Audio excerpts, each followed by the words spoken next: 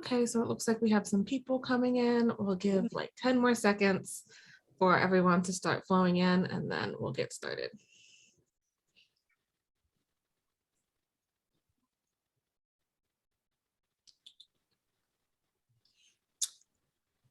So before I hand this off to Lindsay, I just want to give a few virtual housekeeping statements. So this is a webinar, so we cannot see you, but you can see us and hear us.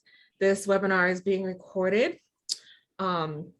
If you have any technical difficulties, you can contact me. My name is Hallie Holmes, and I'll drop my email in the chat so that you're able to see it. There will be a lot of responses to questions during this RFP training.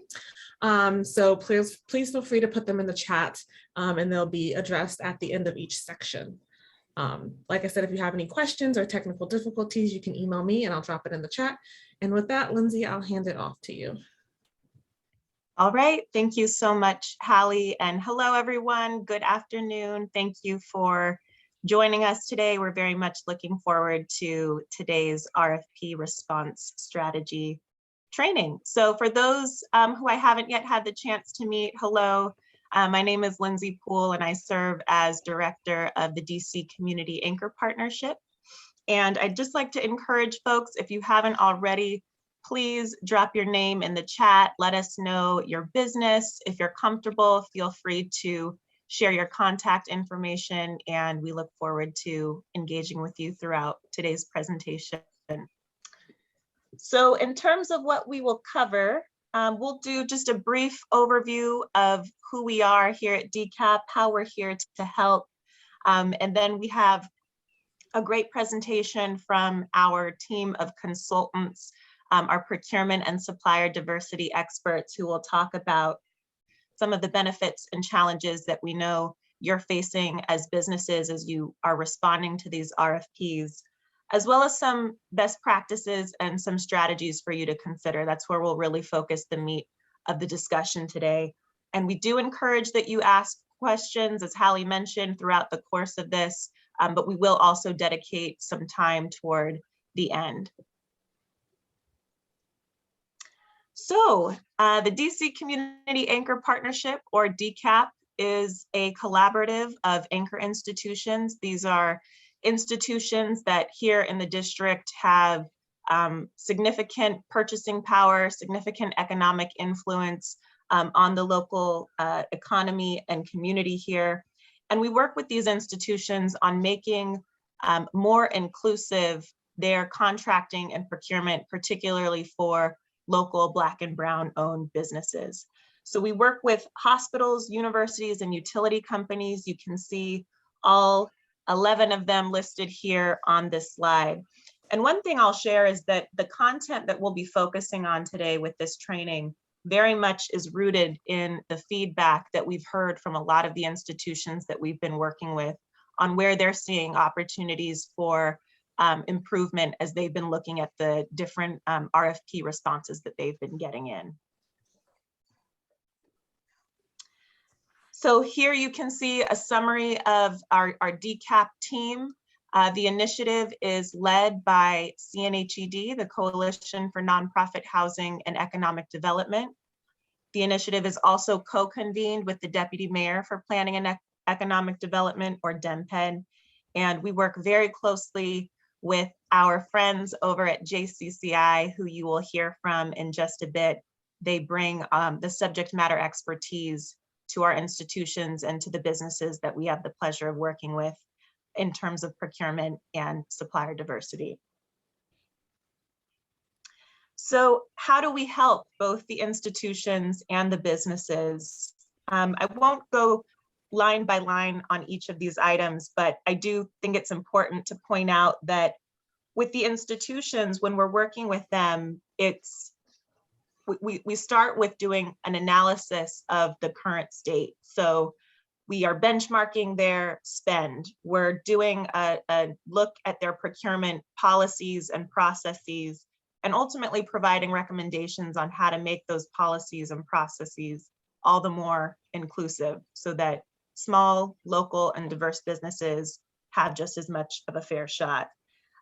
We also look to understand what their purchasing needs are. So we'll meet with them at the start of the year. We meet with them throughout. We look to understand where they are going to procure certain goods and services. And based off of that, we vet businesses and we refer them over to the institutions. So connected to that, if you are in our network and you offer a service that's aligned to what we're understanding the requirements to be from the different institutions that we're working with, you will likely hear from us. We want to make you aware of those opportunities if you aren't already. If we do bring forward an opportunity that is a good match for you and one that you think makes sense to pursue, another service that we offer, again, through our team with JCCI, is assistance on actually preparing that bid and that response. We do training, much like the event that you are here participating in today, teaming, and also through our referral partners, access to capital. So I'll do a quick plug. We had a great information session with WACIF yesterday, one of our local CDFIs. They're one of our referral partners. So when you run into a situation where you see an opportunity that you want to pursue, but there might be a gap in terms of capital, our referral partners like WACIF are there to help provide that kind of service. So that's not a barrier to entry in terms of moving forward with an RFP response. So with that, I am excited to be able to introduce to you Dolores Johnson Cooper and Tanya Penny, who my goodness, have learned so much from doing this work, and I know that you will too. So let me go ahead and formally introduce Dolores and Tanya to you. So Dolores Johnson Cooper is owner and CEO of Johnson Cooper Consulting Incorporated, or JCCI, a strategic sourcing and management consulting company that's focused on government and business supply chain strategies, including minority and diverse business growth. A former Verizon executive, Dolores held numerous leadership positions in both domestic and international marketing, as well as enterprise procurement. She led global supplier diversity, procurement operations, and quality. She is a member of Delta Sigma Theta sorority and the Links Incorporated. Dolores is also a board member of the First Tee program of Prince George's County, Maryland, and former vice president of the Caldwell Fellows Alumni Association of North Carolina State University. Dolores enjoys reading and golf. Tanya Penny is senior executive in the Fortune 50 realm. Tanya has held several senior leadership roles for Verizon Communications, a $120 billion technology giant. Tanya served as vice president and chief procurement officer worldwide. She led a team of over 500 procurement professionals responsible for $35 billion of sourcing activities impacting 200,000 plus employees. Under her leadership, Tanya drove over $4 billion in spending with diverse suppliers via a globally recognized supplier diversity program. Tanya also shares her supply chain knowledge as a professor in the Howard University School of Business and is executive director of the Chief Procurement Officers Council for the United States Pan-Asian Chamber of Commerce.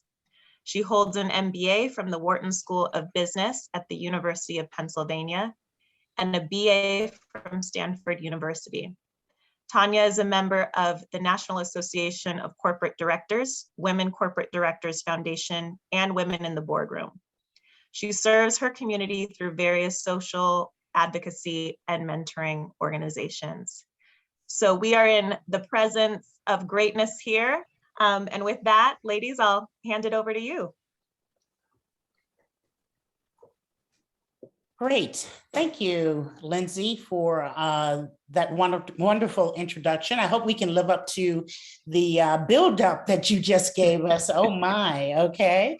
So good evening and good early afternoon to everyone. Let's get right into the reason we are here today. We do not want to take up your entire lunch hour talking about the RFP toolkit, but we think it's an important subject, and hopefully you will gain some insights from our presentation today. Why the toolkit? Well, let me be very honest. You can tell from Lindsay's intro that we've been around this block for a while, and we have heard over the years, many years of procurement, we found one of the many challenges for all businesses, not just small, but all businesses, is pulling together an accurate, concise, but thorough RFP response. This task becomes especially daunting when we deal with a small business. And you know how we know? Because we too have to respond to these very daunting RFPs. To support our DCAP suppliers, we decided to pull together this RFP response toolkit. As noted by Lindsay, a lot of our anchors have indicated that this is one of the challenges they are receiving from, again, all suppliers when they receive RFP responses. So this toolkit hopefully will provide guidance for crafting an efficient response, and also to provide insight into why corporations and most large enterprises use the RFP to identify suppliers to meet their needs. So hopefully you will understand both sides, why the corporations use the RFP, and also how you can respond to this in an efficient manner. Next slide.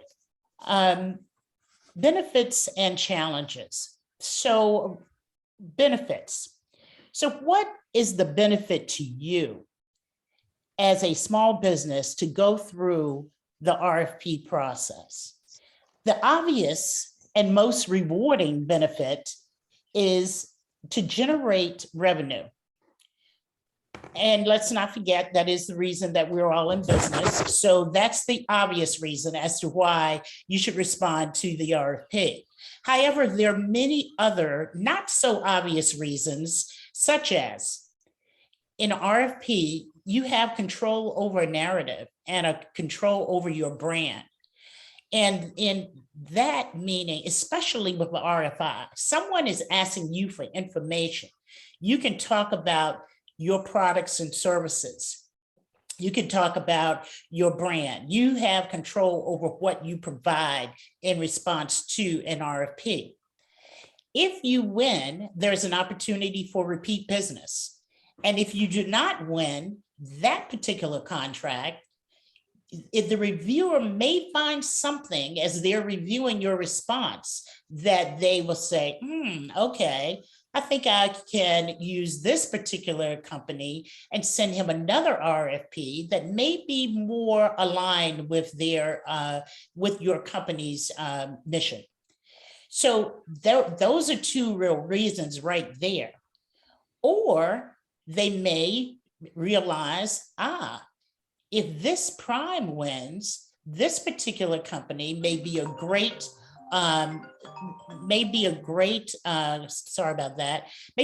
company to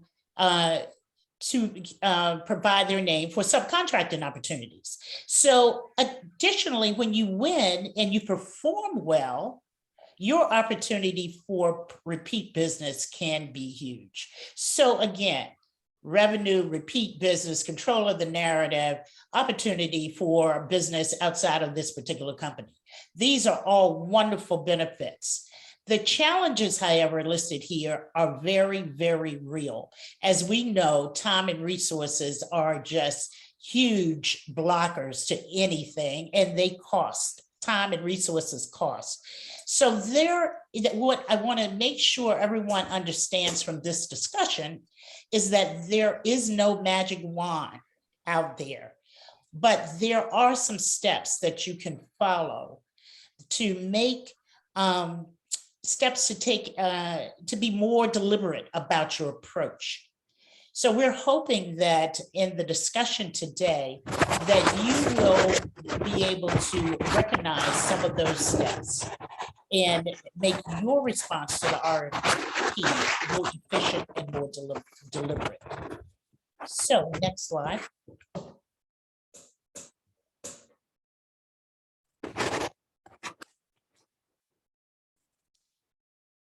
This particular slide is an overview of all the steps in the RFP toolkit.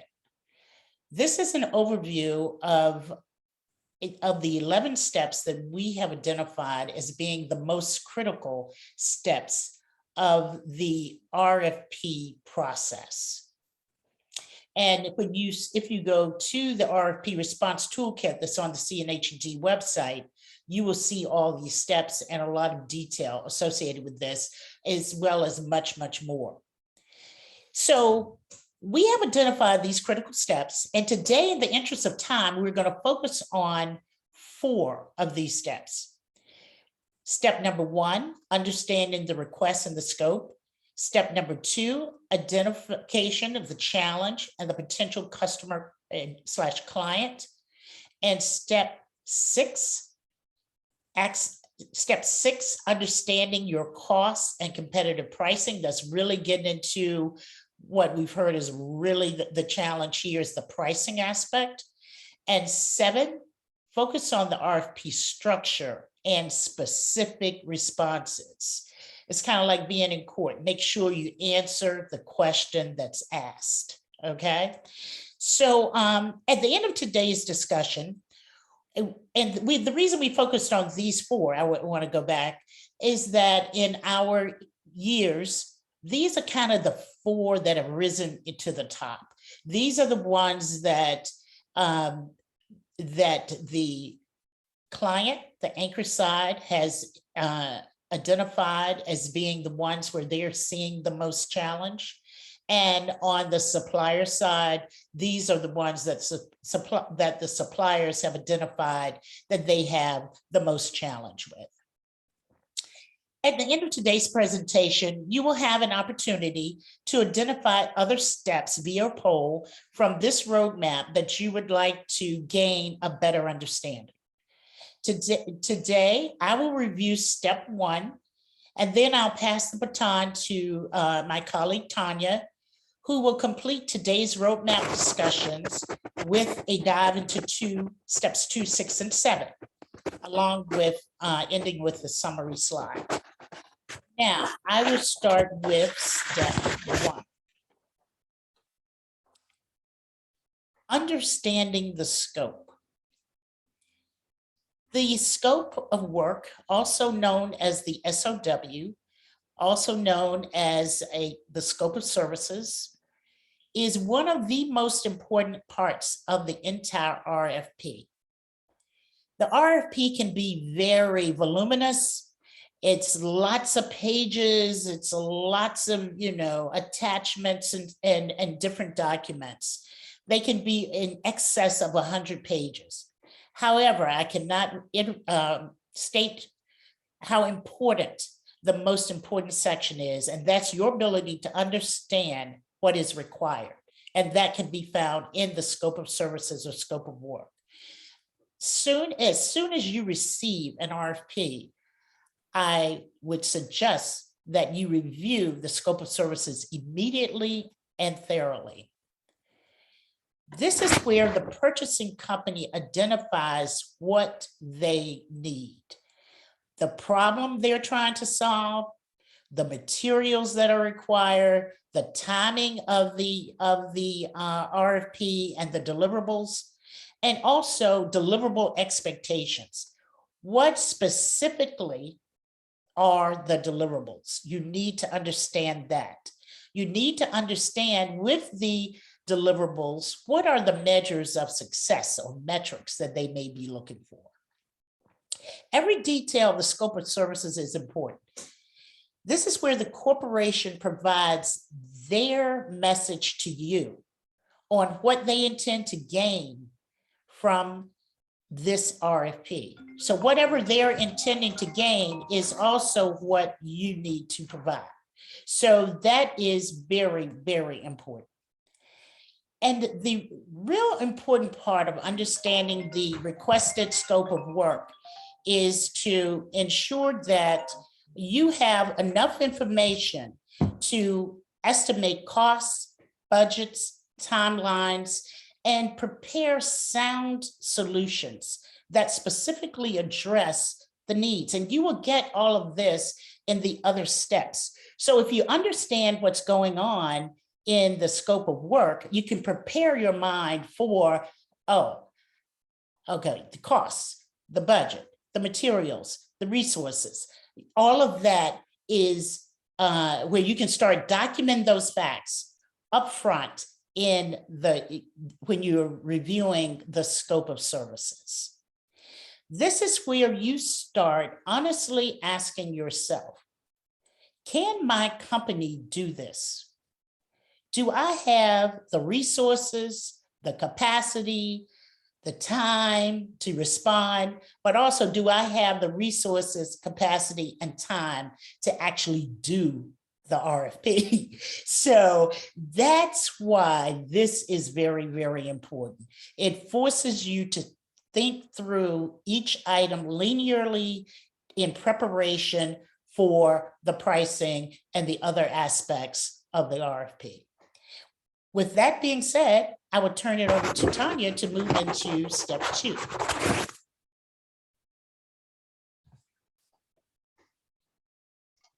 Okay, and in step 2, we're going to continue. Next slide. Oh, so we're on step 2. So in step 2, we're going to continue the discussion on understanding the problem that the company is trying to solve. So start, a couple things that you have in your toolkit. You want to start by researching the client. And today that's a lot easier than it used to be because you have the internet, you have Google, so you can easily get access to the client and their products and their service and their vision. Also, you should understand what's going on overall in the industry for your client. Are there changes, consolidations? Are there supply chain issues many companies have today? You should seek to understand all of that. In addition, as you belong to industry associations, you attend conferences in your industry, that also provides an opportunity for you to get to know your potential client. Second tool, ask probing questions of your procurement contact. So you can gain some additional clarity on the root cause of the actual problem that client, your future client, is trying to solve. Most RFP processes include an opportunity for you to ask questions, and you should always take advantage of that tool. That is actually an opportunity for you to be recognized and noticed by your future client. I'm going to add a third thing to your toolkit, and that is attending supplier events prior to the RFP process. So to the extent that you have targeted a client, make sure that you continuously touch that client wherever the opportunity permits. But remember, your goal is to develop a comprehensive response that addresses the client's broader needs. It's important that you answer the question that is being asked. So don't try to make the question fit your product set or your standard answer. So if a client says, and this is kind of a simplistic example, I need 7x24 service, your answer should not provide an 8-hour service response, because that is the product that you provide. So make sure you hear what the client needs, that you have a better understanding of what's going on in that client's business, and you specifically address the problem that is being requested. Okay, next page. Tanya, before we move to the next page, I have a question for you. You talked about the importance of attending events prior to the RFP. And one of the things I've learned through the two of you is that oftentimes, if your only engagement with the client occurs at the point at which the RFP is published, you could potentially already be behind. Yes. So can you talk a little bit more about the importance of that related to relationship building with the client, and how to kind of make those decisions, given that it could cost, right? In It time definitely and does money. cost. So you do, that's a great question. You really do want to have a targeted approach in terms of who you want to do business with. I can tell you of small businesses that tried for 5 years to get their foot in the door, and they would attend events. You would start to see the business when you would go to supplier diversity events or industry real estate events. Start to see that person more and more on the, I'm saying now from the corporate side. And then as the opportunity, you may invite them to do an RFP. You may have to do an RFP once, you may have to do it twice. But if that's your targeted client, you have to build that relationship. You have to see them outside of that RFP process so they know who you are. They know they invite you in to even respond. So you have to build a relationship. And I think that can be really difficult. It has to be targeted, and you have a business plan, you have target clients, and you have a time frame for it. And I would just like to add to that, as a part of step 1 in your assessment of the scope of services, one of the questions, and I gave you a laundry list, and I apologize, my phone was ringing at the time, but one of the questions that you should absolutely ask yourself, do I know anyone at this company? Do I have a relationship with anyone at this company? That should be one of your major questions. And if you don't, you certainly can go out and try to establish a relationship at that time. But as stated by Tony, you might be behind already. But don't necessarily stop. And this is where sometimes we can come into play and help some of the local suppliers in helping you establish some of those relationships with some of the anchor members that Lindsay mentioned. So just keep that in mind. And it is costly. You know, I've worked with a company where we built a very deliberate strategy in terms of how we were going to leverage supplier diversity events. So we said we won't attend unless we can have a sponsorship role. You know, we had a very deliberate strategy on how to build up the presence. This was for a small company, a local company here. We made it very deliberate, and as a result, more and more visibility for the CEO, more and more opportunities to participate in panels and get in front of the corporate client base. Excellent, thank you. Okay, we're gonna skip on to step 6. Okay, one of my favorite subjects. You do have to understand your costs. And I know that may sound simple, but we realize, especially sitting on this side of the table, how difficult this can be. So I'm just gonna say it, you probably already know, but there are 3 categories of costs. There's fixed costs, and these are costs that do not fluctuate with the amount of product or service that is produced or sold. It includes things like your rent, some of the overhead salaries, certain advertising costs, etc. And of course, there are variable costs, the raw materials, labor costs for those employees that are directly involved in the product, subcontractors or consultants that may be delivering the product or service to support you. And of course, the investment costs, the capital costs, long-term production facilities, equipment, etc. Equally as important as understanding your costs, understand what your profit goal is. And this is something that can be really, really difficult when you are constantly trying to bring in new clients and keep your business afloat. So just keep in mind, you know, do you want to invest your money in a business that doesn't make 5%, 3%, 10%, 15%? Understand what your motive is for profit. And it goes without saying, make sure you pay yourself. Make sure you're included in that cost. Your time is probably the most valuable as the CEO of anyone in the company. And then there are different kind of pricing and costing strategies as you go through the bid. There's cost plus. There's also market-driven pricing. So even though you may sufficiently cover your costs, you know, and especially right now, that the talent or the product that you're selling is in demand. So understand market costs or market pricing and take advantage of it when you can. There's always lowest cost and competitive price. And these are just some of the examples of the strategies that you can use and you should think through for your industry specifically as you respond to an RFP. What about your competitors' pricing strategy? You know, and after a while, you start to see the same companies. You know who your competitors are. You belong to the same organizations.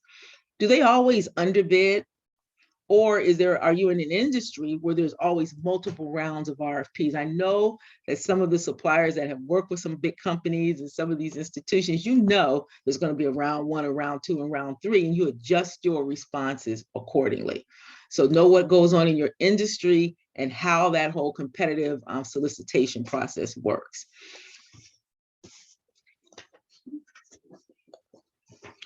All right, so here's one, next page.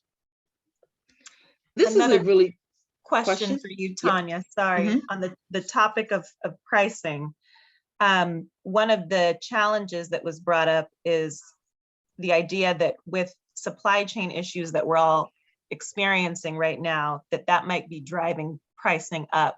So any comments or thoughts on how to address that particular challenge that businesses might be facing today? So I do know that businesses expect pricing to go up, and they are all struggling for all types of product or services. That's a good question. Yesterday, I was at a panel discussion on supply chain resiliency, and the procurement professionals, some of these were chief procurement officers, were just talking about how difficult it is to get product and how hard they have, suppliers that they've worked with forever. They're now really looking for new sources. So I think there's an understanding, depending on what your product is, that your pricing is up. Your costs are up, product supply, people supply, there's shortages everywhere. So I think there is some expectation, depending on what you sell, that you have to cover your costs and pricing is up. So I know the supply chain is struggling with some of that now. I see already the shortage in labor, and we see the impact in temporary services expenses and IT labor expenses. So the supply chain is ready, and we know that it has changed and the pricing has changed. Okay. It's a good opportunity for you perhaps to find some new clients that are having supply challenges. So, okay. All right, so this can be really difficult. And sometimes I'm actually ashamed to talk about RFPs and how they're structured. And as Dolores said, the 100-page RFP. And I just want to acknowledge that the RFPs are overly restrictive. Our expectations are not are terrible. The fact is that our technology really stinks, right? It has not improved over the last 10 years. So we know, and we sit on the side that you do now, how difficult some of these RFPs can be, and they continue to be, and it has not improved. There's no standardization, so every company approaches it differently. But that said, sitting in the procurement seat, imagine how much data you receive, even for just analyzing pricing, the tons and tons of price schedules you can receive, and all of the qualitative responses that you get. So often what you see from us is answer this question in 200 words or less in this Excel file, and you can't change the size of the file. You have to use this font. It can just be so restrictive. And sitting on the other side, the sourcing organization sometimes has the ability to easily aggregate and display the various competitive elements of the RFP across all the participants. So we understand that it is cumbersome. We understand that the technology is still way under par, but we ask, and what the procurement people expect is that you follow the format that you're given. It doesn't take your pain away, but hopefully it gives you some perspective. And you should be, included in that process, in addition to the actual written response, there's also a requirement that you present many times and that you have an opportunity to display your team. Back before pandemic, of course, you did it in person a lot of times. For suppliers like us, for the small supplier, this is an opportunity to show your professionalism, to show your personality, to show your passion for your business and your knowledge of the industry.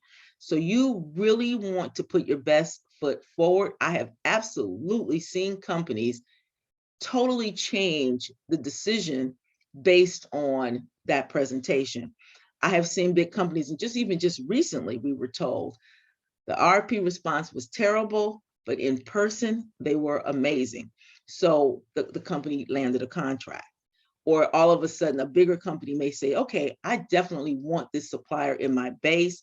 I'm going to change my strategy so I can include a specific opportunity to get that supplier started in my company. Those presentations, your opportunity to get in front of a client, it's like gold. And so you want to be ready, you want to be concise, and you want to have your team prepared for questions, your team prepared for a deep understanding of the company. Make sure you know who the players are, spend time, luckily with LinkedIn and all of the different tools, you can research every single person in that company. Almost everyone has a online presence. So you want to take advantage of that. Who's the person? What's their role? Who's sitting in the room that is the boss? Who's actually spending the money? Is the procurement organization powerful? Are they driving the response? Or is the response going to be driven by the budget owner who spends the money? You really have to kind of know that and do your research and be prepared to know each person. Did they go to the same school? Are you part of the same organizations? Anything that you can do to make that personal touch. Okay. It really does make a difference. Any questions? Yes. Yes, connected to this piece, some of the feedback I know we've heard from the institutions has had to do with getting your page numbers right. Something as specific as getting your page numbers right, and that potentially being a red flag to the institution. So just to kind of drive home the point about the level of detail. Yes. And then the other piece is around responsiveness. Can you take a moment to speak to the importance of responsiveness, especially as you've made contact with the client or a contact within the organization, and kind of the value that drives? Right. So I think there's a couple things in terms of responsiveness. If you have an opportunity to interface with anyone in the company, they call, email, you want to respond within, seconds or hours, right? So if you're waiting 2 to 3 days before you respond, that's not going to be acceptable. The feeling and the challenges, there's an expectation that you can't keep up. You're a smaller company, so you have to be responsive. I mean, we talked earlier about responding in terms of the style and being responsive to the question that is being asked. But as you go through the process and you're starting to build this relationship, always be responsive. Always be responsive, right on time, as you get an opportunity. Every opportunity to touch the client is another opportunity to build your brand. And I would just piggyback on that, the attention to detail. Attention to detail is addressing Lindsay's first question about page numbers or whatever. Right. It is imperative that what you put into an RFP, it all makes sense. There are no typos, that you put things in the structure and format that is provided, that you have edited and reviewed many times by multiple people with a different set of eyes, in order to catch some of the things that you'll end up glazing over at, because you've been working on this now for several weeks. Right. So you are really worn out in reviewing this document. So you want to make sure that your attention to detail is there and that you are addressing the specific questions asked in the statement of work. Yeah, I would just add to that earlier, one of the earlier steps, we talk about the kind of team you need to assemble and your role, and making sure, we understand sometimes we identify 4 different roles. We understand that could just be you, but right. To the extent possible, getting involved after so that you're actually able to provide that executive review. So important. And then, back one more point on this presentation. We talked about the importance of it being top notch. Just understand that some of the companies you're competing with, they really have a grasp of how to use PowerPoint and how to make really professional presentations. You've got to be able to do that. You've got to be able to do that for sure, because that's the competition. There are people like me who, if I can't see it, I can't hear it. So just keep that in mind, that opportunity to present and having the right words in front of your audience and how you visualize and use PowerPoint as a tool is important. My one last comment on this, I am starting to see some companies take a different approach to RFPs, and I'm hoping that it will catch on, where they're giving you an opportunity to use PowerPoint in other ways to express your responses, which allow you to be a little bit more creative, maybe than just using Microsoft Word. So I don't know if that's going to be a trend, but I have seen some really creative, a couple very creative RFPs come through recently. Okay. And Tanya, you mentioned teaming earlier. We have a question from Solomon. We are 2 companies, both CBEs, on the training right now. We'd like to team up as 2 CBE businesses to pursue future opportunities to increase our chances of winning more bids. What is the best approach we should take to be competitive? The first thing I would say is you don't want to start teaming when you see the RFP, because that to me is a short-term solution. So if today you look at your product set, you look at your potential teaming partners product set, and you see how you can augment each other's either capacity, maybe geographic spread, maybe product, what is it that you're doing? Why are you teaming? Why are you coming together? And then I would always encourage you to make sure you have the legal documents and the legal relationship nailed down as well. So yeah, I think we encourage teaming. I have in my career really pushed companies to team and compete together, and they've had successful relationships. But the best relationship is when you have a business relationship based on your common vision, based on your needs and capacities and capabilities. I encourage it. We do it. I mean, big companies always have teaming arrangements, and so I'm going to provide the service and you're going to provide the product, and together I'm going to provide, I'm going to cover Europe and you're going to cover South America. So, companies team from a product standpoint, they team for geographic coverage, and big companies do. And I really think that it is a solution for small businesses. I know, and I've heard that some of these relationships have been, less than perfect. So do your due diligence about each other and make sure that you have a longer term view and you have a common sense of what's important, a common vision, a common work ethic, a common focus on your long-term goals. So are you an entrepreneur that is, you're in the business to just feed your family? Or are you in the business to become the next Microsoft? So think about, what is your vision for what is your vision for your company? And is that compatible as well? I could go on and on this one, but I encourage it. It is the way to compete. Sometimes you're trying to compete against an Accenture, so think of what kind of bench strength they have. We've run into that. So yeah. Enough preaching on that one.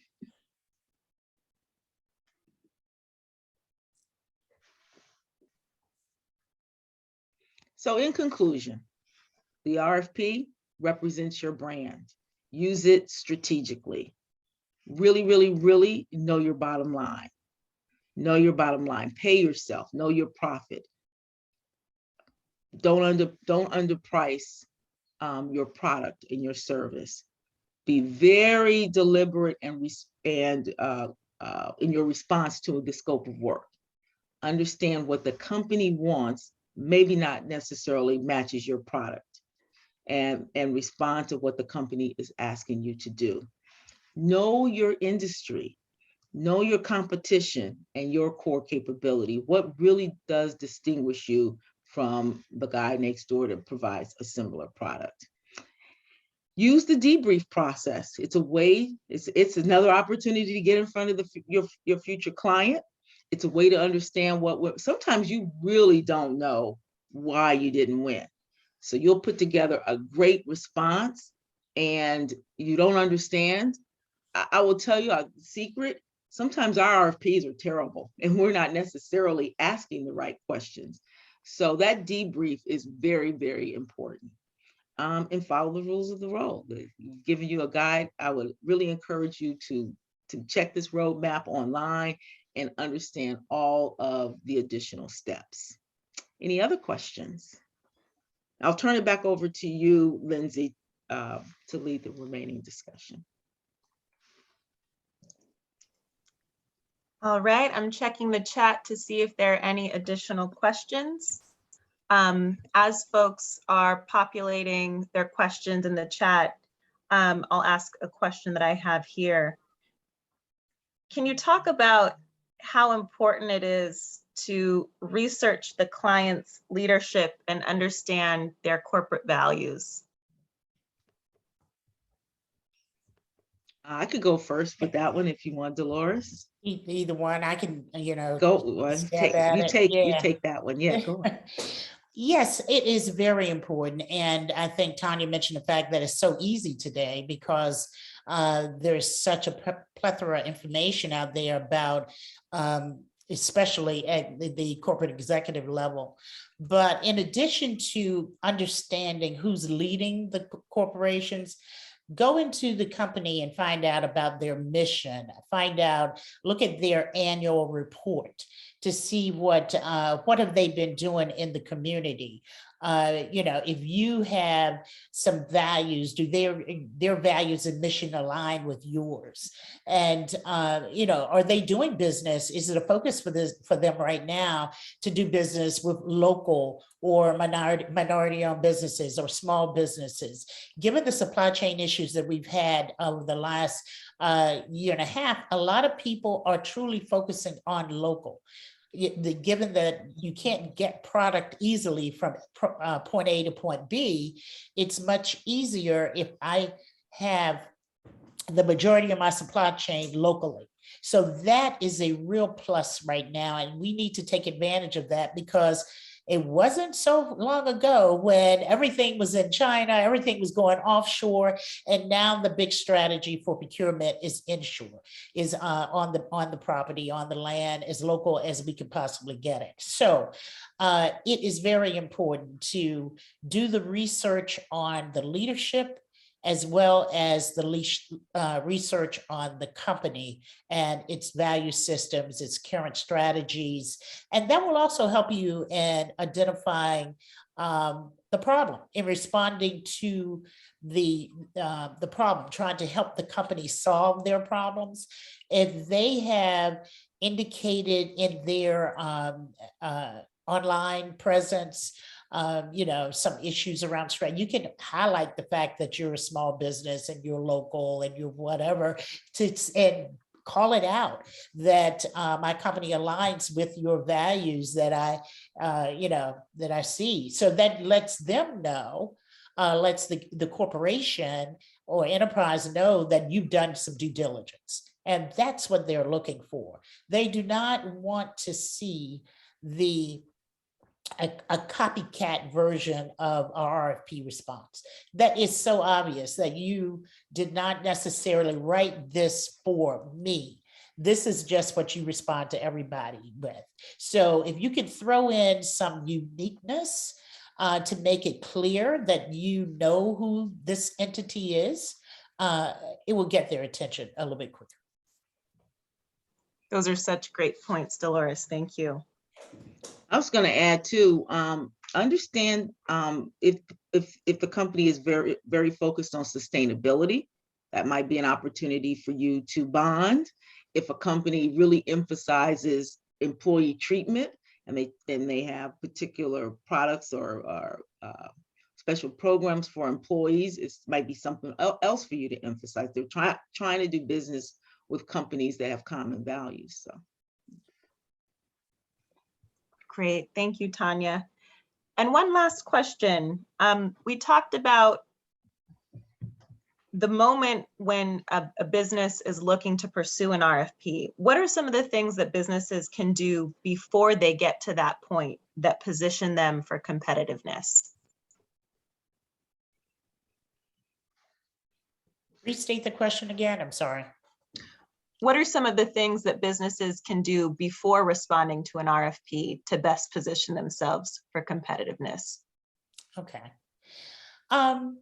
I think we hit a couple of them, trying to reach out and to see if they know anyone within the company that can be a resource to them. Hopefully they already have that relationship. If not, you know, better now than later, that maybe they can find out more information from this person as to what's going on internally, as to why this RFP came about. So establishing all of that will give you a competitive edge.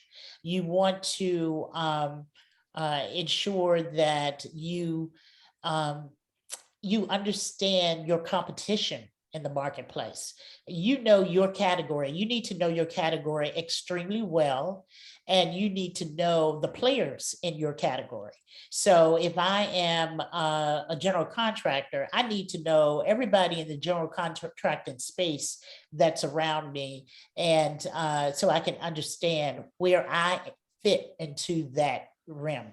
Am I the largest general contractor out there? Am I a Turner? Am I competing with them?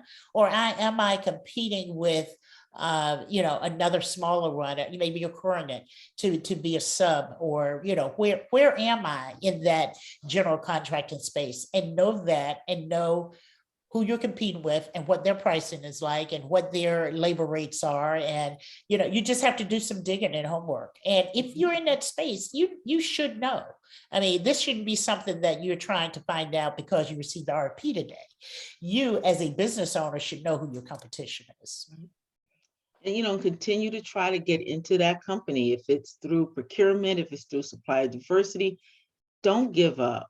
Don't give up. These, you know, they're getting lots of emails, but also take advantage of our relationship. I mean, we have, the one thing I really like about what we do in this space with CNHED through DCAP is that when we generally are coming to you with live opportunities.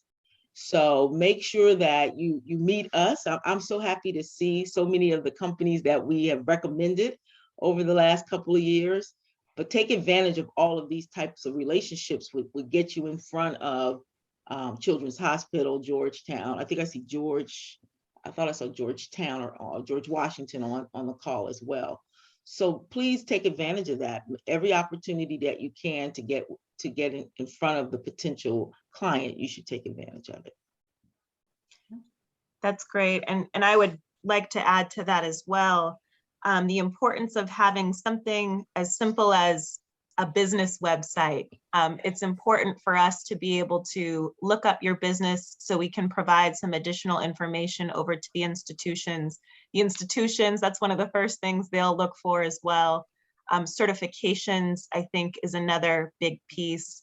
Having a email address that's associated with your business and not just your personal email address. So these are some of the foundational things that we've heard sort of come up. You might, an institution might get a referral for a business from someone internally who has a relationship. And the first thing that the procurement folks are going to do is check for all of those initial qualifiers. So certainly wanted to make sure that we put that out there too. So I realize we only have 5 minutes left. I want to thank you, Dolores and Tanya. This has been incredible and I hope very fruitful and useful for all of the businesses online. Before we close, we do have a couple of polling questions we'd like to ask you all so that we can tailor our future trainings according to what you would find the most valuable. So Hallie, if we could pull up our polling question. Oh, great, we have both of them up here. So we'll give you some time to respond to these 2 questions and we would greatly appreciate that.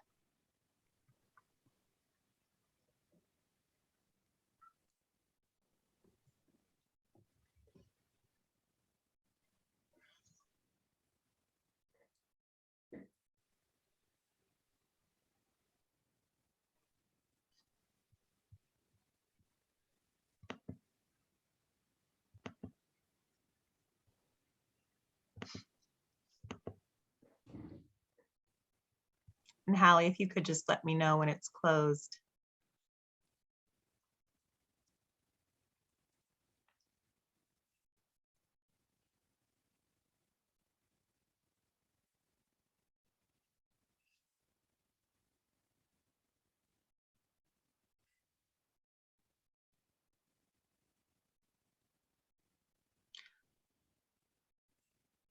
All right.